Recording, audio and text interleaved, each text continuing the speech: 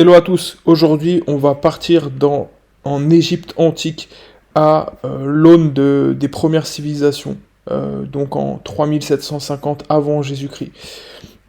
Donc en fait ce que j'ai fait, donc là on est sur Pax Historia, le jeu, et donc je suis parti sur cette partie-là en modifiant le prompt initial, c'est-à-dire que en fait là on est en Égypte antique en 3750 avant Jésus-Christ, et donc nous on est le peuple de Néken. On est en Moyenne-Égypte et ce que j'ai rajouté, c'est que derrière, il y a un spectre de guerre totale avec toutes les populations qui aura lieu à Gizeh. Donc Gizeh, donc en fait les pyramides de Gizeh au Caire en Égypte. Et là maintenant, on va simuler cette guerre totale pré-civilisationnelle qui décidera de la civilisation, qui l'emportera et dessinera la suite de l'humanité. Let's go. Ce que j'ai fait, c'est que ici, donc, j'ai envoyé ces messages. Nous allons dresser l'armée la plus puissante pour Gizeh et marcherons tous sans exception à ce combat. Parce que oui, j'ai mentionné que marcheront les femmes, les enfants, les personnes âgées et les animaux.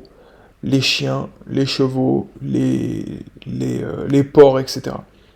Nous allons dresser l'armée la plus puissante pour Gizeh et marcherons tous sans exception à ce combat. Maître, vos paroles résonnent comme le tonnerre sur la vallée du Nil. Si votre volonté est de forger une armée capable de répondre à la prophétie de Gizeh, nous devons transformer la cité de Néken en une forge de guerre sans égale. Donc là, en fait, il nous dit qu'on possède aucun homme et qu'on n'a pas d'armes. Enfin, du coup, il faudrait basculer la société de marchands à une société de nations conquérants, ce qui exigerait une mobilisation totale. Là, il a identifié 2 leviers pour mobiliser la nation. Il faut lever totalement, suite à un décret, que chaque clan Néken, au sein de la Moyenne-Égypte, doit fournir des hommes, des artisans, des pointes, des flèches en silex et des porteurs de vivres. Et ainsi qu'une logistique fluviale, pour pouvoir utiliser nos barques de commerce pour transporter rapidement ces troupes vers le nord. Donc en fait, on se met en économie de guerre, tout simplement. L'objectif stratégique, Gizeh, bien sûr. Le chemin vers le nord est parsemé de cités comme Memphis et On. Si nous marchons vers Gizeh avec une intention de guerre totale, nous devons décider si ces cités seront alliées ou nos premières conquêtes. Un siège prématuré pourrait épuiser nos forces avant même d'atteindre le site de la prophétie. Là, on a le plan de militarisation totale. Levée de la garde du Faucon, réquisition des surplus de grains, diplomatie forcée avec Memphis ou invasion de la Basse-Égypte. Si diplomatie, marche finale sur Gizeh. Donc là, il commençait à partir dans des réflexions possibles. Ce que je lui ai dit, c'est que j'ordonne la création immédiate des camps d'entraînement. Note que tous les soldats devront combattre nus et en hurlant sans arrêt. Dès qu'ils arrêtent d'hurler pour reprendre leur souffle, ils devront aussitôt se rouler en boule et frapper le sol avec le front, jusqu'à pouvoir se relever pour combattre et hurler. Cela nous rajoute une difficulté. Mais telle est la volonté de notre Dieu, nous, peuple élu, qui doit travailler sous la contrainte davantage que les autres pour gagner dignement cette guerre. Mon conseiller me répond, Maître, votre décret est aussi terrifiant qu'absolu. En ce 1er janvier 3750 avant Jésus-Christ, la cité de Néken entre dans une ère de fanatisme guerrier. Transformer nos agriculteurs en une force hurlante et ascétique sous le regard des dieux est une entreprise qui marquera l'histoire par sa brutalité et sa dévotion. L'éveil du peuple élu. Les camps d'entraînement sont en cours d'établissement. Vos ordres sont appliqués à la lettre. Conditionnement psychologique. Les cris incessants brisent la volonté des recrues pour ne laisser place qu'à une transe collective. Cette tactique terrorisera nos ennemis, mais elle épuise nos hommes en un temps record. Le rite du front et du sol. Ce mouvement de pénitence forcée renforce leur cou et leur dos. Mais nous voyons déjà de nombreuses blessures au visage. Nos guérisseurs devront redoubler d'efforts pour que les soldats ne soient pas aveuglés par leur propre sang avant d'atteindre Gizeh. Je sais même pas si on dit Gizeh. Nudité sacrée, sans armure de cuir ou de lin, leur agilité est maximale, mais la moindre flèche de silex venant de cité comme cesse serait mortelle. Putain, je suis vraiment le pire des maîtres armés. Plan de marche vers le nord. Pour que cette armée de dévots atteigne le delta sans s'effondrer, nous devons structurer la progression. Voix de la guerre divine, mobilisation. Ok, là, selon moi. Ok, instabilité sociale. La population accepte ce fardeau par peur de la divinité. Mais si les récoltes en Moyen-Orient échouent, parce que les paysans sont trop occupés à frapper le sol du front, la famine sera notre ennemi. Notre premier ennemi. Perception extérieure. Memphis verra en nous des fous, des fous furieux plutôt que des partenaires. L'alliance proposée risque de se transformer en une barrière défensive désespérée de leur part. J'ai rien compris de ce que je viens de dire. Memphis verra en nous des fous furieux, ok. Maître, la première vague de cette armée divine sera prête d'ici quelques lunes. Souhaitez-vous que nous dirigeons ces cris vers les frontières de Memphis pour tester leur courage? Alors là, je vais lui répondre. Nous allons envoyer notre armée ce soir sans préparation supplémentaire.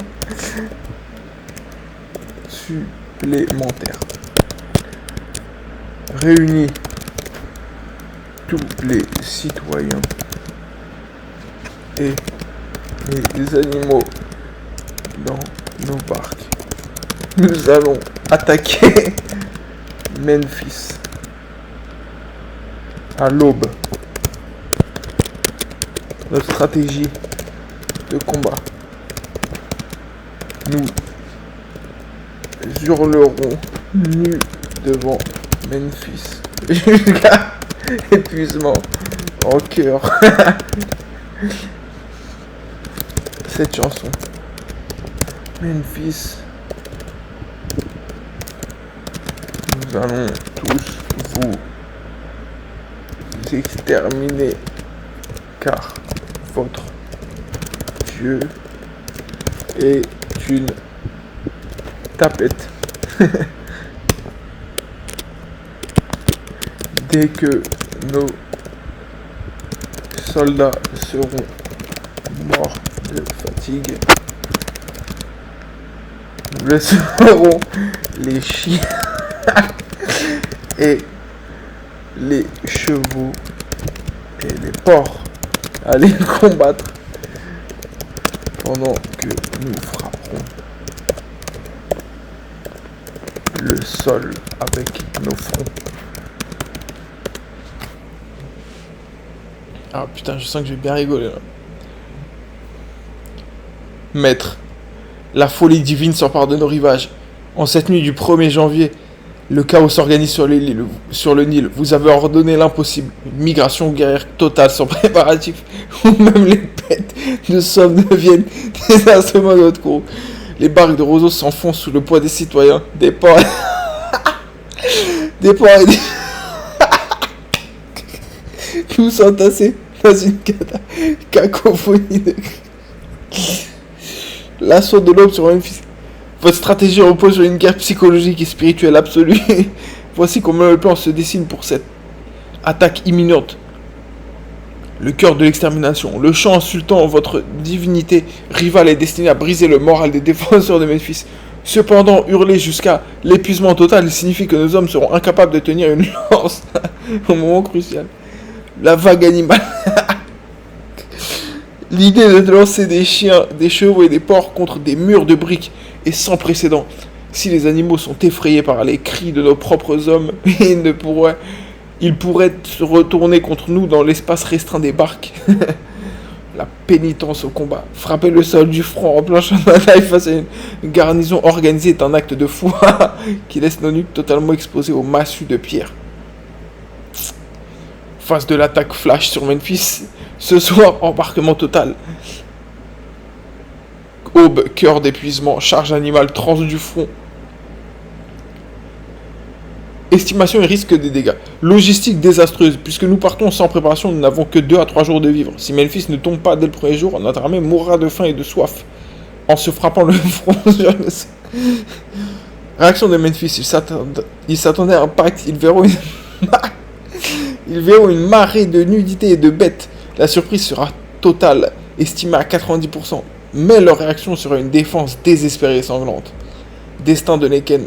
En emmenant tout le monde, femmes, enfants, bêtes, la cité de Neken est désormais vide. Si une autre puissance comme Thèbes ou des pierres du désert arrive, notre foyer n'existe plus. Maître, les rames frappent l'eau. Le cri commence à monter. Sommes-nous prêts à accepter que si Memphis ne tombe pas ce matin, le peuple de Neken s'éteindra dans le sang et la fatigue? C'est quoi ça?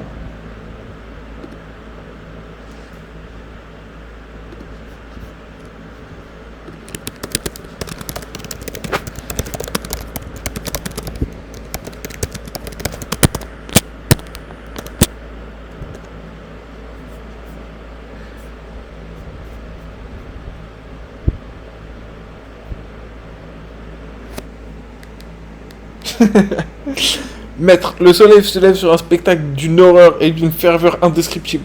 Nous sommes le 2 janvier et les rives devant Memphis sont jonchées de corps, de boue et de sang. L'histoire se souviendra de ce jour, mais peut-être pas comme le triomphe que vous espériez. Le rapport du massacre de l'Aube. L'attaque s'est déroulée selon votre volonté fanatique, mais la réalité physique a rattrapé la ferveur divine. L'épuisement des hurleurs. Nos hommes ont hurlé avec une telle rage que beaucoup ont perdu connaissance ou ont subi des ruptures pulmonaires avant même que les barques ne touchent le rivage. Le chant contre leur dieu a provoqué une terreur psychologique immense chez les sentinelles de Memphis, qui sont restés pétrifiés durant les premières minutes.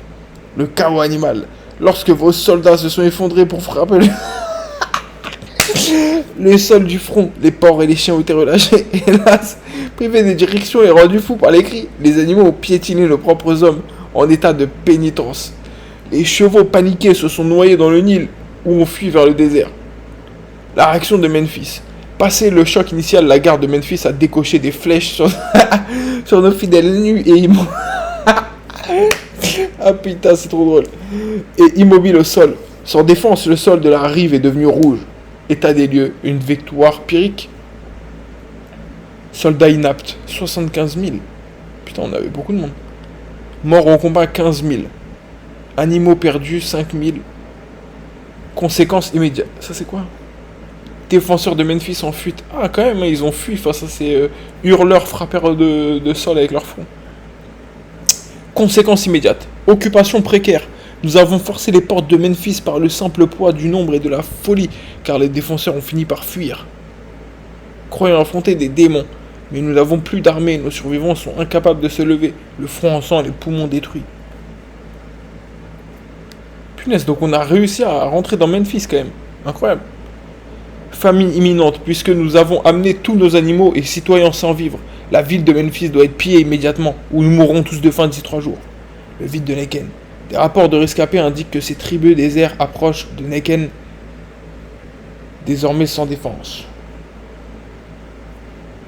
Maître, nous occupons les ruines de Memphis, mais nous sommes une nation de blessés et d'animaux errants.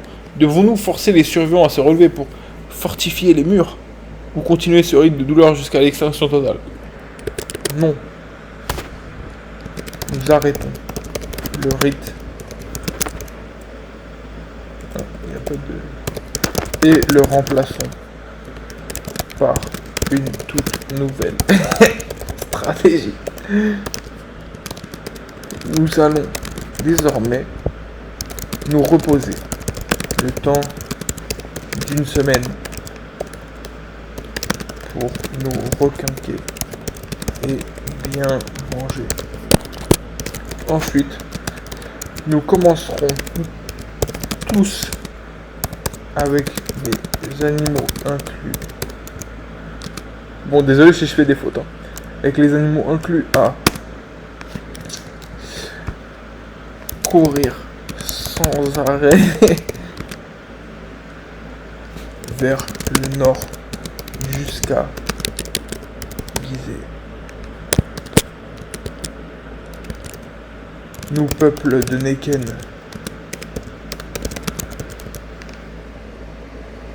allons accomplir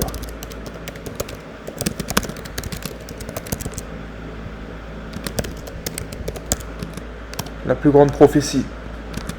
Courir nu en hurlant sans s'arrêter de Memphis à Gizeh. Nous laisserons les morts sur la route et nous Rajoutons cette contrainte.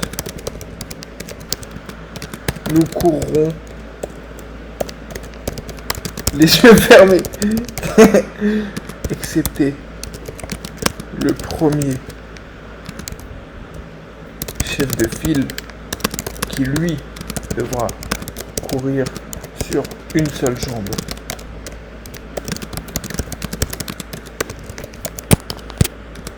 Dis-moi comment s'est passée la traversée jusqu'à Gizeh.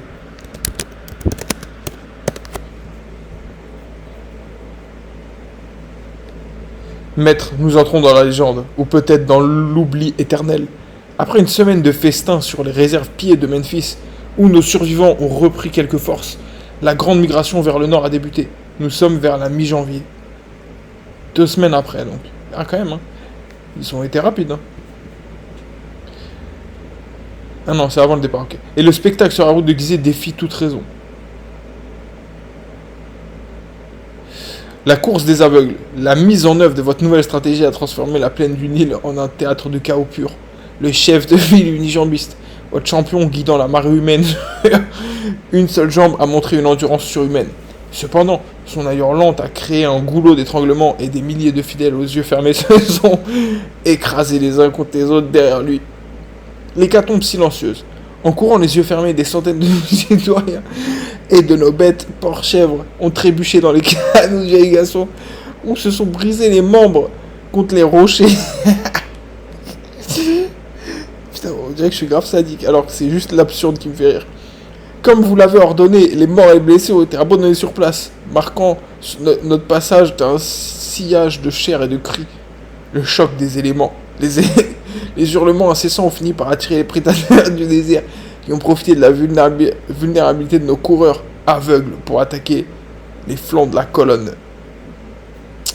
L'arrivée à Gizeh. Malgré les pertes effroyables estimées à plus de la moitié de notre population restante, une masse de survivants couverts de poussière et de sueur a atteint le plateau de Gizeh. Et quelques sentinelles locales, voyant cette horde nue, hurlante et aveugle, menée par un homme sautant sur une jambe, ont fui en criant à la malédiction divine. La marche sacrée de Memphis à Gizeh. Festin à Memphis. Récupération physique des survivants après le massacre. Départ de la course. Traversée aveugle. Perte massive par chute et prédateurs. Arrivée à Gizeh. Occupation du site prophétique par les survivants. La situation à Gizeh. Épuisement total. Nos survivants sont arrivés dans un état de délabrement physique absolu. Leurs pieds sont en lambeaux et leurs cordes vocales ne produisent plus que des sifflements. Isolement stratégique. Nous sommes maintenant au pied des grandes structures de pierre, mais nous n'avons plus de cité, plus de réserve et plus de base arrière. Les Ken et Memphis sont derrière nous, vides et vulnérables. La prophétie. Nous occupons le site sacré, mais sans bras pour porter une lance et sans yeux pour voir l'ennemi. Comment ferons-nous face si les cités du Delta comme Saïs décident de mettre fin à notre marche? Maître, nous sommes au centre du monde, là où le sang rencontre le sable. Ordonnez-vous l'ouverture des yeux pour préparer la défense, ou devons-nous rester dans cette tranche jusqu'à ce que le grand conflit promis nous consume? Nous allons fuir ce conflit en nageant jusqu'en Norvège. Prenez la mer.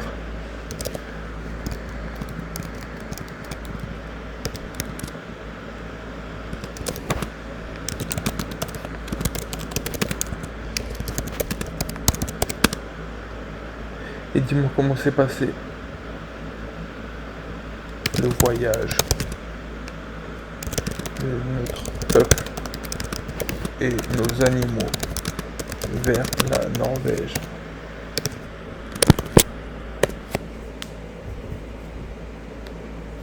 Maître, vous demandez l'impossible, un voyage par-delà les confins du monde connu. Cette fin de janvier 3750, l'idée même d'une terre appelée Norvège n'est qu'un murmure dans le vide. Une contrée dont personne n'a jamais entendu parler. Mais votre volonté est notre seule boussole, même si elle nous mène au gouffre. Ah là, je peux entrer une action, là. Nager jusqu'en Norvège.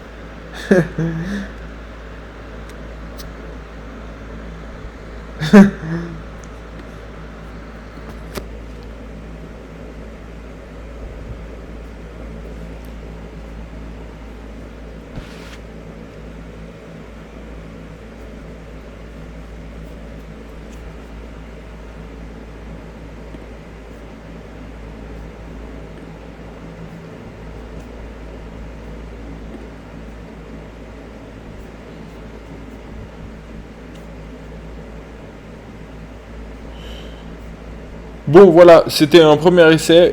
Je pense qu'on est arrivé au bout de la blague. L'état de notre nation, on va quand même finir de lire ça. Le destin de la flotte perdue. La longue marche à la fin de l'exode, blablabla. Survivants dérivant vers le nord.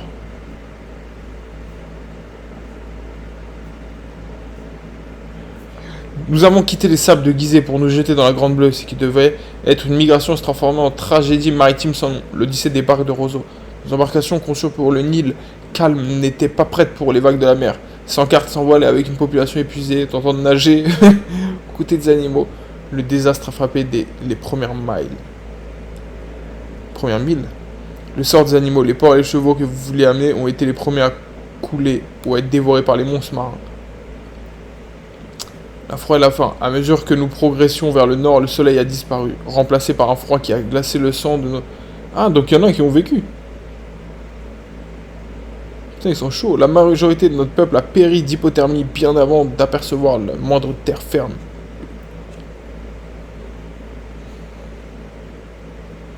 La longue marche et la fin de l'exode de Neken. L'état de notre nation. Extinction de Neken. Nous n'avons plus de patrie. La cité de Neken est aux mains des pillards. Une fille est déserte et notre peuple est désormais éparpillé au fond des abysses. Les survivants du Nord. Une poignée de survivants accrochés à des débris de bois auraient dérivé vers des côtes lointaines et froides. Ils ne sont plus une armée, ni même une société, mais des spectres hantés par vos commandements. Maître, nous avons atteint les eaux froides, mais à quel prix? Il ne reste de la cité de Neken que des légendes que les courants emportent. Souhaitez-vous que ces derniers survivants tentent de bâtir un village de boue sur ces côtes glacées? Ah, j'en ai une dernière dans mon sac. Où ce voyage était-il le sacrifice final exigé par votre dignité?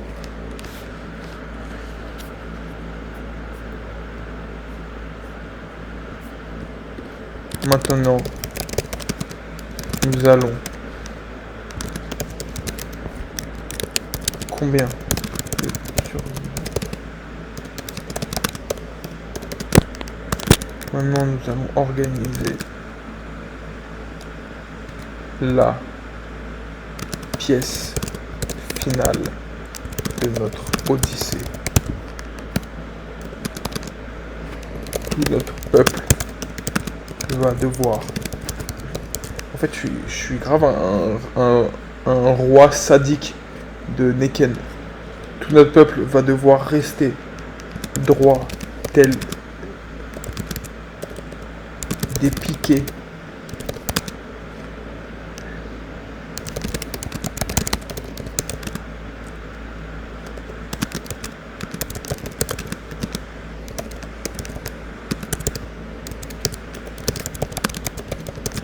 Le dernier à tomber deviendra maître. À ma place. Mais avant de le devenir, il devra manger tous les survivants qui sont tombés avant lui. Il doit le faire avant la tombée de la nuit. Sans s'arrêter ni respirer. Il mange jusqu'à ne plus pouvoir continuer.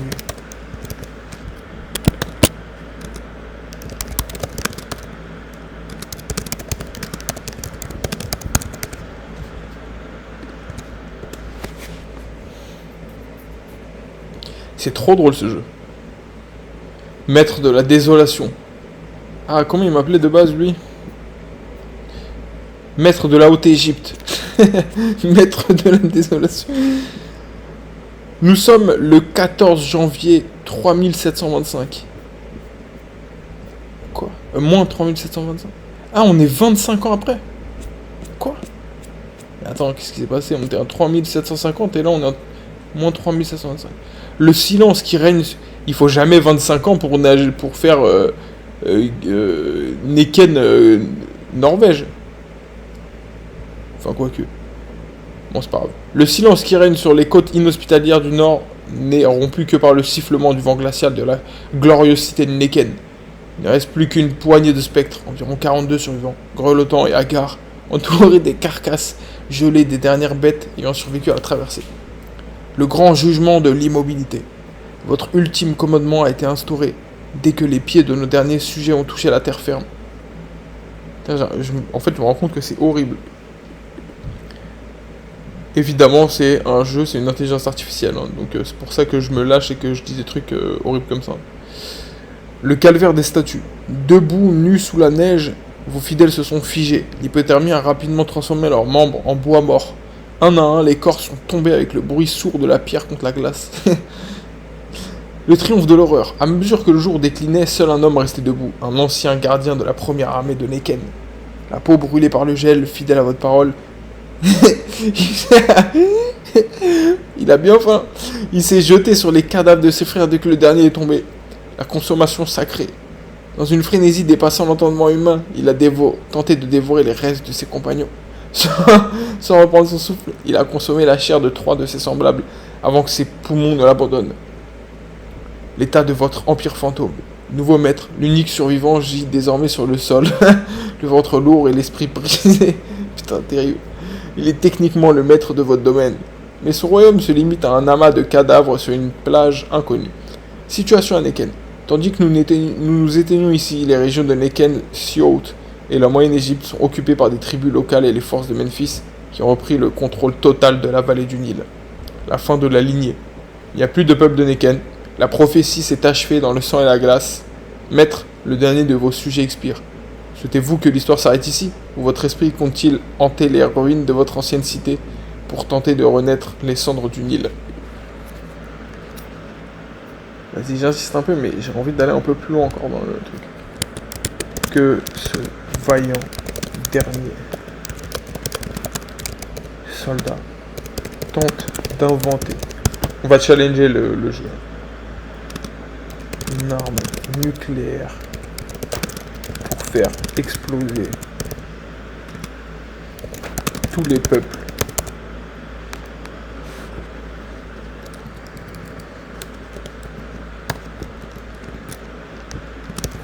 existants.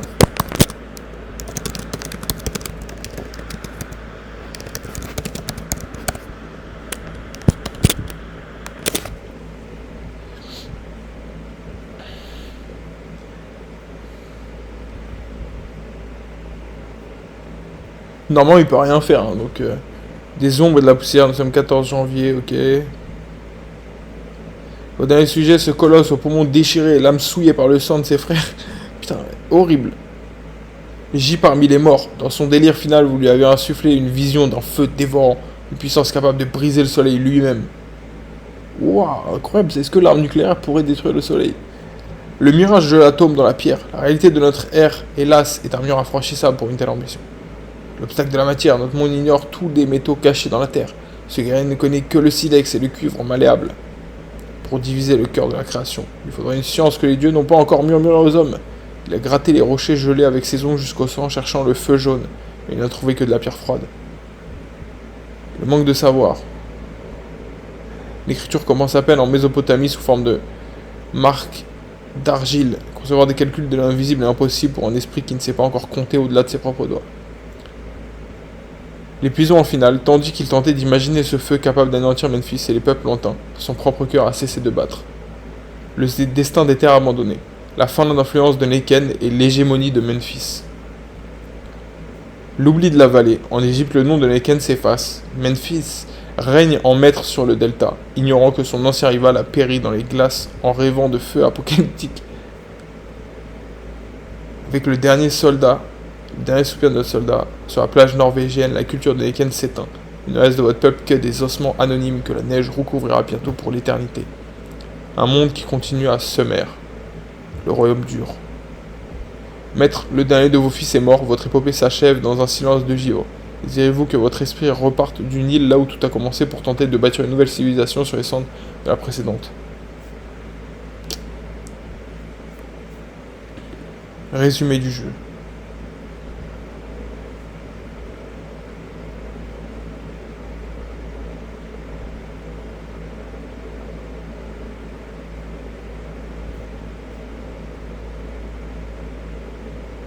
Il n'y a plus aucun survivant. Voilà. Bon, sur la prochaine, je vais essayer de faire un truc plus actuel. Allez, let's go. Ciao.